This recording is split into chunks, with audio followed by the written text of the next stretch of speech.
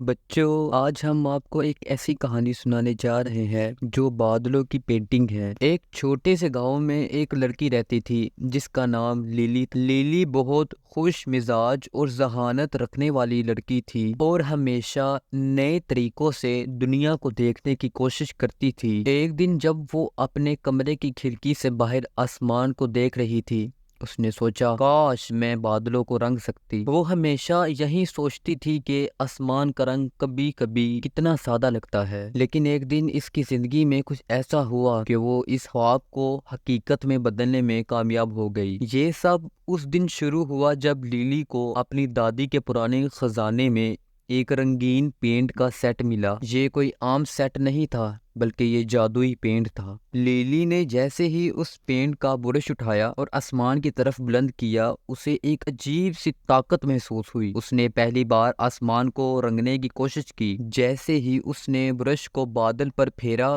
آسمان کا رنگ بدل گیا۔ پہلا رنگ اس نے نیلا چنا تھا اور فوراً ہی آسمان پر ایک خوبصورت نیلا رنگ پھیل گیا۔ پھر اس نے کچھ اور رنگ آزمانا شروع کیے۔ ہر بار جب وہ بادلوں کو رنگتی، موسم میں تبدیلی آ جاتی۔ پیلا رنگ ہلکی سی دھوپ لے آتا اور سرخ رنگ جب چمکتا تو درختوں کے پتے خوشبو سے بھر جاتے۔ لیکن ایک دن لیلی نے بغیر سوچے سمجھے ایک اور رنگ آزمایا، سیاہ۔ جیسے ہی اس نے سیاہ رنگ سے بادلوں کو رنگا، آسمان کا منظر بدل گیا۔ ایک تیز طوفان آ گیا۔ پہلے ہلکی سی ہوا چلنے لگی، پھر بارش شروع ہو گئی اور پھر وہ سیلاب میں بدل گئی۔ پانی گلیوں میں بھرنے لگا اور پورا گاؤں ڈوبنے کے قریب تھا۔ لیلی خوف زدہ ہو گئی۔ اس نے فوراً اپنی دادی کی کتابوں میں سے ایک جادوئی کتاب نکالی اور اسے کھولا۔ کتاب میں لکھا تھا اگر بادلوں کو غلط رنگ دیا جائے تو وہ قدرت کے توازن کو بگاڑ سکتے ہیں، مگر اگر تم وقت پر صحیح رنگ دو تو طوفان ختم ہو جائے گا۔ لیلی نے جلدی سے فیصلہ کیا کہ وہ آسمان کو دوبارہ صحیح سے رنگ دے گی، لیکن اب اسے سوچنا تھا کہ وہ کس رنگ سے طوفان کو روک سکتی ہے۔ وہ یاد کرنے کی کوشش کرنے لگی کہ کس رنگ میں آسمان پرسکون اور صاف ہوتا ہے۔ پھر اسے یاد آیا کہ نیلا رنگ آسمان کو پرسکون بناتا ہے۔ اس نے فوراً برش اٹھایا اور بادلوں کو نیلے رنگ سے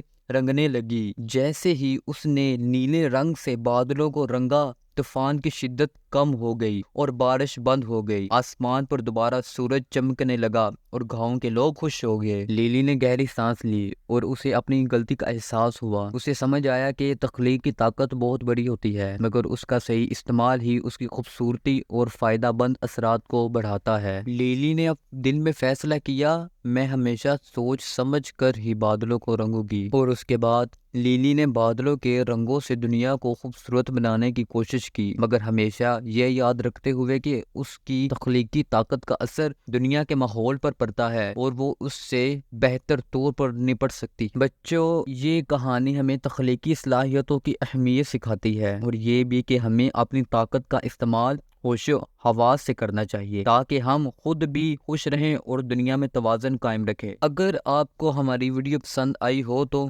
لائک اور سبسکرائب کرنا نہ بھولیں۔